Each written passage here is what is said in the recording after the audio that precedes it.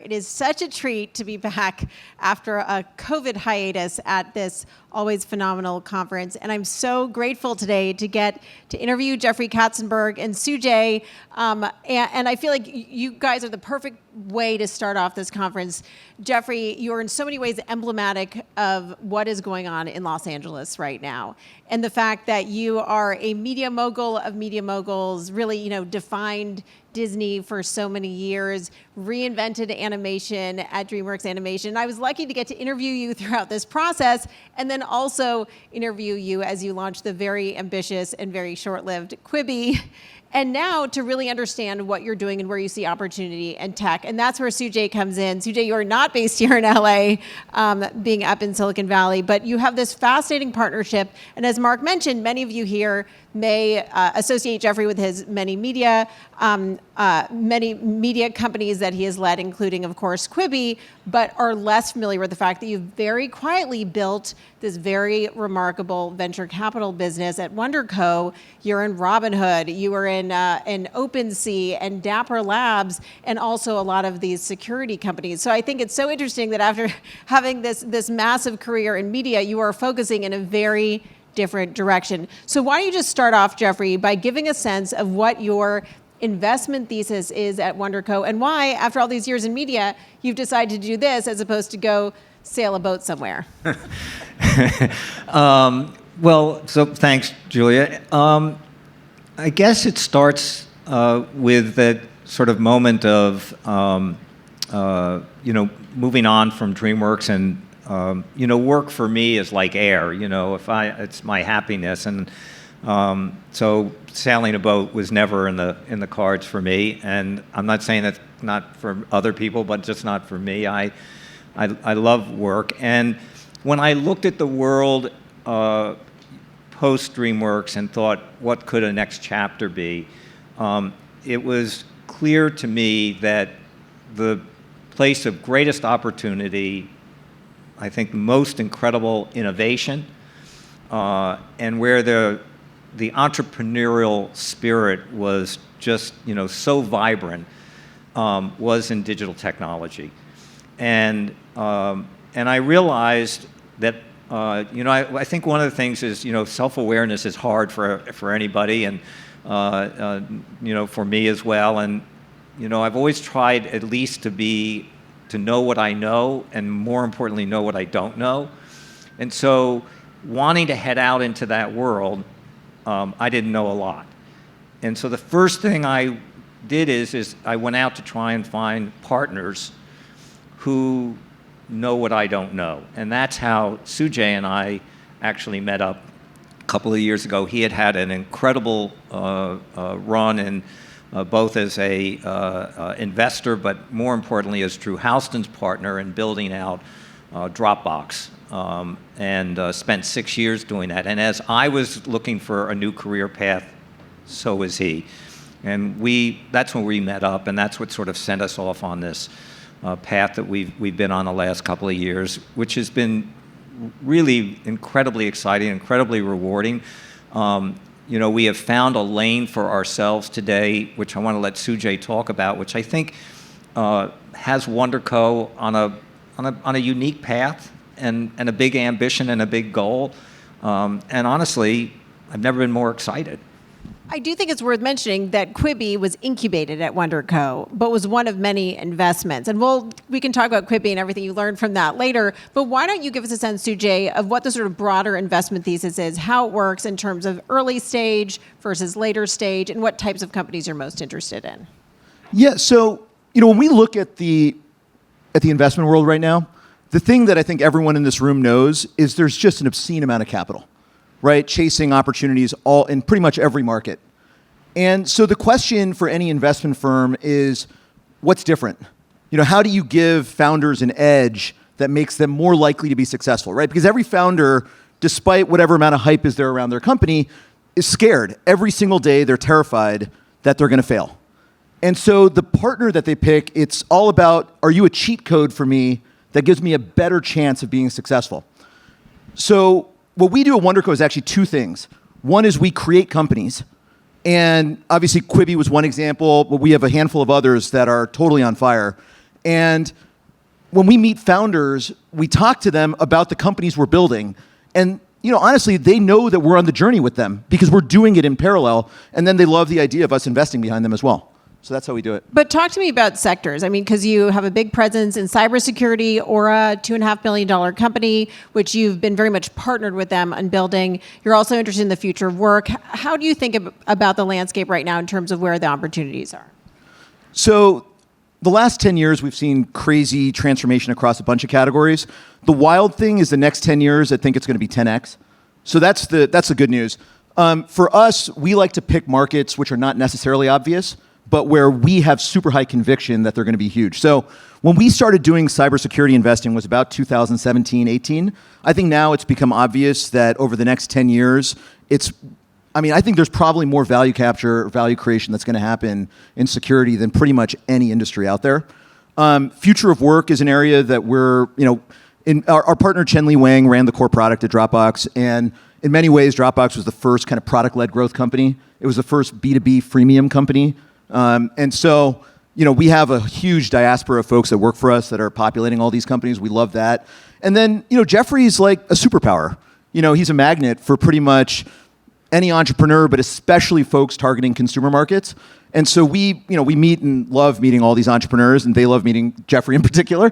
And, we pay really close attention to what the kind of transformational opportunities are there. So Jeffrey, talk to me about what it means to be a partner to these companies. Obviously you specifically incubated Quibi, but it sounds like for Aura, you're very much involved in the hiring. How much do you see your role as a partner to these companies? And talk to me about the cyber ones in particular. Right. Well, I think that it's not one size fits all. So for the companies that we have either a majority stake or a significant stake in, our involvement in those companies is significant, and Aura, which is the biggest investment we've made, which is a consumer security offering, is one where Sujay actually was the CEO of the business at its founding a couple of years ago.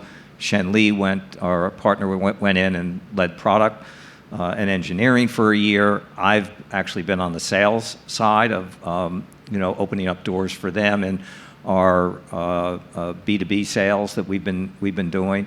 So we each have a lane here, and it's actually quite complementary, and we are able to actually give value to the CEO of that company, which is our partner Hari, who you've met, who's a rock star. On the other side of it, it's interesting. Today, I literally woke up this morning and I got a email from the founder of Deal, a company that we've invested in early on, a phenomenal entrepreneur. His company is on fire, and asked today if I could help introduce him into a couple of Fortune 500 companies where he's trying to get access to the HR leadership there, which I'm excited about doing because his product is fantastic. And I know I'm going to be doing a favor for them and for him. And I love I have a bottomless well of a need to sell. So give me anything I love and let me at it. And I'm happy to do that for these entrepreneurs. And obviously that's real value for them. Well, there are probably 4 or 5 people in the world that have Jeffrey's Rolodex. I guarantee you he's the only one willing to abuse that Rolodex for founders of startups. A huge advantage there. Talk to me about the NFT space. I think it's notable that you're in Dapper Labs. You're early in Dapper Labs and also in OpenSea. We were talking off stage about how there really does seem to be a nexus of energy around this next generation of NFT companies here in LA. What is the opportunity you see right now in that space? Well, I'm going to let Sujay talk about our investment there, but for me, mine is just always comes from my own sort of intuition about these things, and I don't know about anybody else, but probably the audience is too young. I collected baseball cards, and it seems such an easy leap for me to understand that in the same way that there was a connection, an emotional connection to those cards and to accomplishing getting the right mix of them together, and that they actually did have some value at some point in this. it just seems to make sense to me that for the things that kids value and all of us adults value, we all value today, the digital version of those things is real. Like that, I'm still waiting to see and to understand the values of some of the things around crypto, but NFTs is, I'm all in. And I think the media companies today are the ones who are the next ones that are going to actually understand and get dive in here and get real value out of it. And that's here in Los Angeles. Okay, I went 12 minutes in a Jeffrey Katzenberg interview without talking to you about media. I'm very proud of myself for that. Okay, but let's Sujay actually talk about the Dapper. We'll do NFTs, and I'll go into my media question. Well, I mean, I think Jeffrey, I think you actually nailed it. I mean, it'll be a huge surprise to all of you, but I was actually a nerd in high school, and I was very early to Magic the Gathering. And about 3 months in, my parents made me sell, or actually throw away, all of the kind of alpha version stuff that I had, which now I think is probably worth like $8 or $9 million if I had not thrown that away. So NFTs, having a permanent connection to these things would have been much better. Our investment. So we invest early in these companies. We pick people. One of the things, a question that came 3 or 4 years ago when we were getting WndrCo off the ground was, what does Jeffrey Katzenberg know about investing in startups in tech? And the answer is, well, if you take the tech part out of it, he knows a ton about people. And for all of you who invest in startups, it's all about the people. The idea pivots like 99% of the time. Almost nothing we've invested at the beginning is what it became. But the person is who kind of drove the outcome. So that's really what we bet on with almost all of these earlier stage things, and that's what worked for us in NFTs. So I'm gonna rewind a little bit. And Jeffrey just talked about how he thinks that media companies are going to be the next wave of companies that really benefit from NFTs. And by the way, with Dapper Labs, we saw it with the NBA and Top Shot. But I want to hear a little bit about sort of the media space in general, why you are specifically not investing in media companies post Quibi, and why not? Well, I'll start with Quibi, and then I'm going to let Sujay talk about why the media space in general for us, digital media. But Quibi, for me, was just this crazy dream ambition to create a new form of film narrative, a new way of storytelling. And I got really, really excited about that, first and foremost, as someone who spent a lifetime telling stories. And I thought this idea of movies in chapters, that could be digested in bite sizes, on your phone, on the go. Even today, I say those words out loud, and it still lights my happiness up. And the content that was made, I have to say, actually delivered on the promise of that in an incredible way, and it's worked brilliantly for Roku. We didn't have product market fit. It's just, and whether it's product or timing or when we came to it, I'm not looking for an excuse out of it. I got my shot. People backed us, gave us an incredible amount of enthusiasm, support, access, money, everything we wanted and needed to get a shot at this, and it didn't work. And we moved very, very quickly to actually shut it down when it didn't work. We returned over $600 million to our investors, which, I'm humbled by its failure. I'm proud that we got out, as we did, and that we were able to return money to the investors. And I loved every minute of it. And so, anything that doesn't kill you makes you stronger. And so, lots of great lessons learned from Quibi. And as I said, I'm proud of what we did, humbled by its failure, not humiliated by it. Sujay, but why don't you talk about the media space in general? So I've been investing in consumer tech companies for 15 years, and had some monster wins in that time period. The thing I've observed about all of them is the ones that are most successful have the control over the relationship with the end consumer. If you are dependent on an intermediary to access the audience, almost certainly the value capture will not be going to you. It'll be going to the person who's connecting that audience with you. And I think outside of gaming, the biggest challenge in digital media over the last handful of years is that the tech platforms are the ones brokering that relationship. And so they're making tons of money on the backs of folks that are creating great content, but outside of kind of like almost like a margin plus model on the content creation side, it's been really, really hard to create like kind of fundamental enterprise value. Well, and that's the point is that I think we've now sort of transitioned to a place where you actually can't build that sort of enterprise value any longer because it is being captured by the platforms. And by the way, it's the transformation that is, is cataclysmically occurring in Hollywood itself, in its core business. It's where the streaming platforms are the ones who are capturing the value. And people now here are working on a cost-plus basis. You're working for a fee now in it. That idea that, you could hit the jackpot here and, have a blockbuster and, as an entrepreneur, make a score, it just doesn't exist today.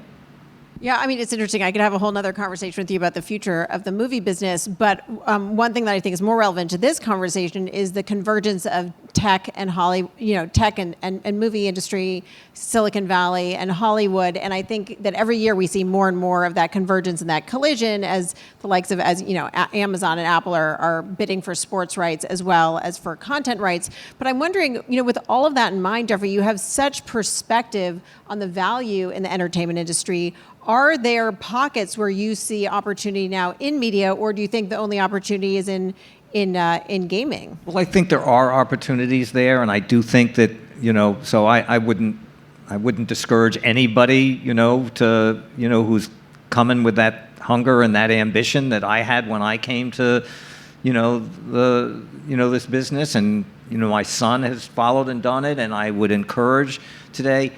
But to me, the real great entrepreneurial spirit today, I see, and where the greatest innovation is going on and the talent that I am gravitated to is in digital technology.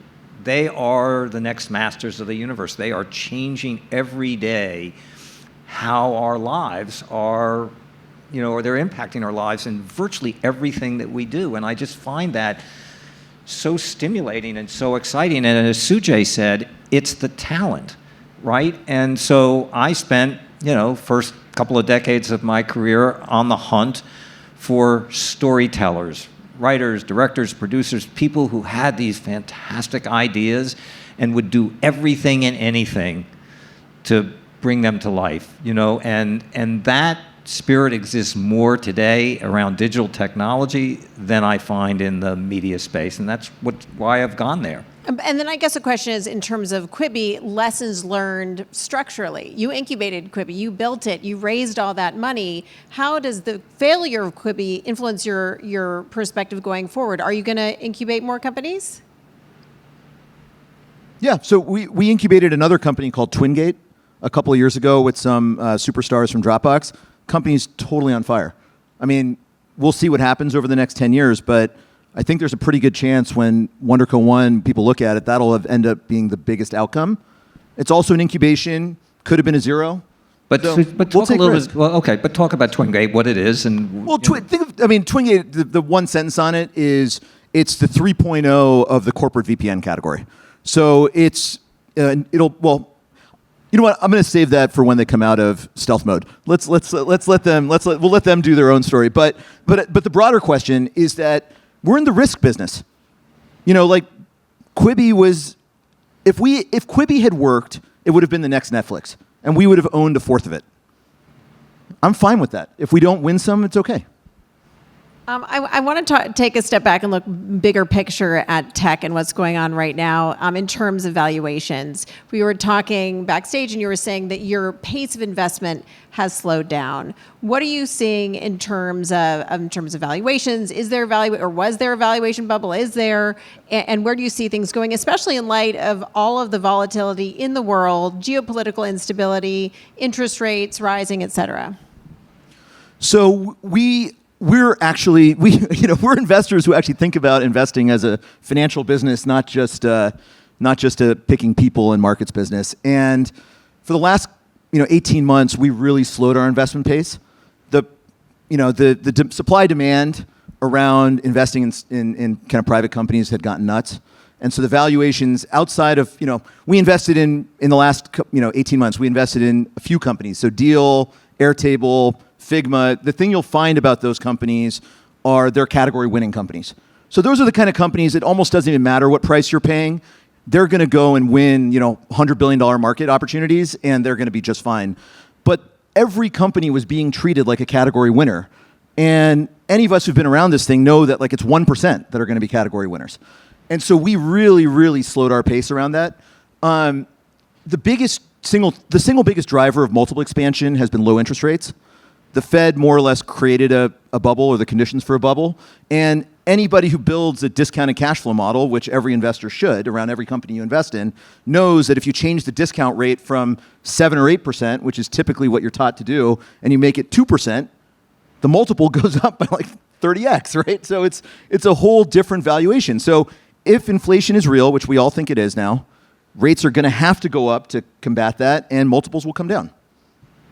My other tech question is this question of regulation, and we were talking about the State of the Union speech last night. Jeffrey, you're very influential in politics, and especially in Democratic politics. And I'm curious for your perspective on the impact of this bipartisan push to regulate big tech, what that means when you're investing in some of the smaller players, if it has an impact on your outlook. I think it's a little early to tell yet because, as we know, there's lots of noise, and then action tends to be, maybe less than the threat or the promise of it. Either way, whichever side of it you're on. I do think that, when I look at this through the sort of more personal human lens of it, there have been so many amazing, transformative things that have happened for all of our lives through big tech, but it's not all great.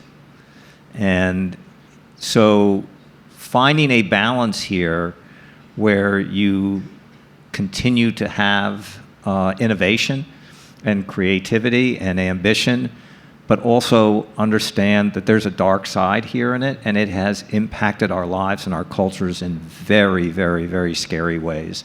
And whether you're a parent with children and seeing how this is, impacting them and their health and wellness and mental health and wellness, it's real. And I don't think we can just sort of say, oh, well, that's the price we pay and it's okay. It's not. So where's that line? I grew up in a regulated world. Every single piece of content I ever created in all three companies that I've been involved with. And I've been in companies that, had standards and practices, some of which were set by third parties, some of which were set by governments, and much of which was established by ourselves. We were responsible for what we made and what those messages were. And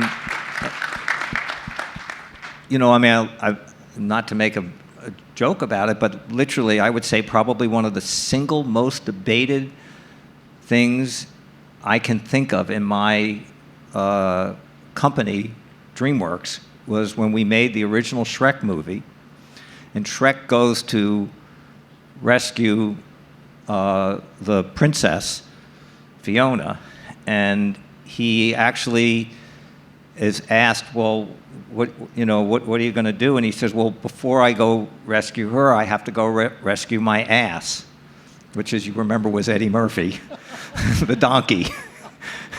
And the debate of actually using the word ass is probably, we spent more hours and more time on that because we understood it was a line.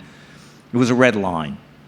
And we made a decision, a conscious decision, that we were going to cross that red line for the reasons we thought in the end were right for our brand and for our company. We understood that that was actually going to be, so, we owned our stuff. I wish there was a greater ambition to own responsibility for what you do, in which case we wouldn't need government.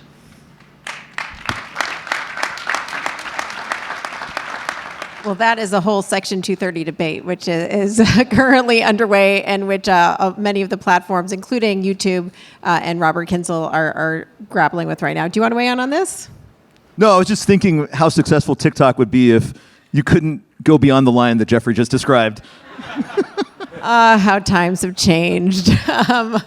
Back to the days of Shrek. I actually want to go sort of circle back to this focus on cybersecurity and what's going on in the world right now. And I want to touch on Ukraine as well. But this idea that there's an increased awareness right now of the cyber threats. And I'm wondering if you see those things corresponding. Yeah, so maybe the first thing is, Sujay, just do 2 minutes on Aura and what Aura does and why everybody in this room is going to end up ultimately being a subscriber to Aura and be happy about that.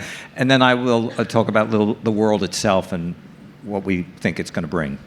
Yeah, so the big idea behind Aura is that every year all of us have more devices, applications, whatever, connected to the cloud or to the internet, that we have no idea what's actually going on.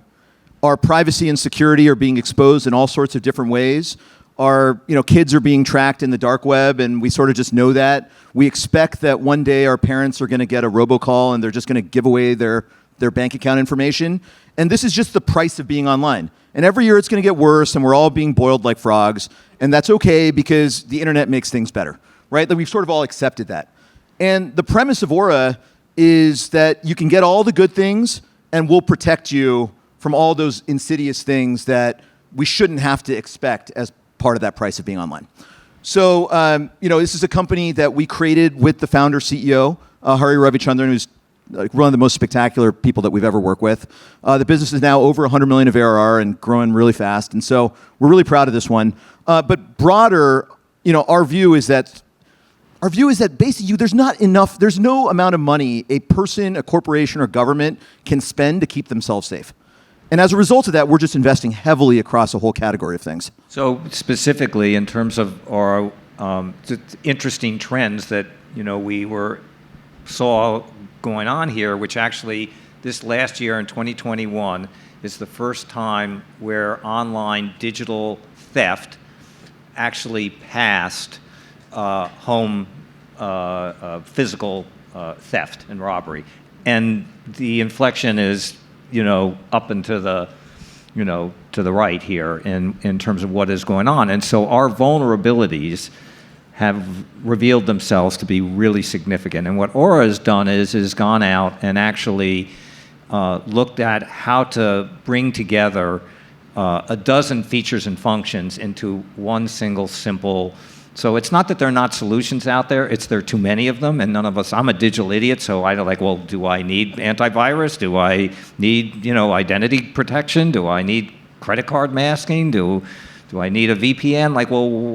I think I need them all, in which case that's about $150 a month, and Aura does all of that for $15 a month. We are out of time, but I just want to end on a note, because it does seem like there's increased awareness of cyber risk with this conflict, this Russia invasion. Here, think about this. If I came to your home and I broke into your home, right, what would I be able to steal from you? Some, electronics, computers, television sets, maybe a little bit of jewelry, probably not very much cash. If I broke into your phone, the damage would be through the roof, okay? And so thieves are pretty smart. And I do think there's an increased awareness of that because of what's going on in Russia and the threat of cyber attacks. We are out of time, but my final question is just give us an update on what you're doing in Ukraine now with your employees who are there. Oh man, it's tough. So we have hundreds of people in Ukraine that work for companies where, as Jeffrey described earlier, we're the largest shareholder / builders of the business. We know these people well. I've been to Kiev, I think 6 times in the last pre-COVID, 2019-20. And the humanitarian and refugee crisis is real. We're seeing it directly from the folks that work for us. Jeffrey and I donated $500,000 to aid the refugees yesterday. And if you're interested, we made a list of vetted organizations, our teams did. So we have 8 organizations which we know are outside the kind of corruption in the region, that sort of thing, and are giving directly to support folks dealing with the humanitarian issues out there. And so please feel free to ping either of us and we can get you that information. Thank you. We are out of time, but that's a great note to end on. And I think also important to acknowledge that so many of the companies in this community do have a presence there. Jeffrey and Sujay, thank you both so much for talking to us today. Thank you.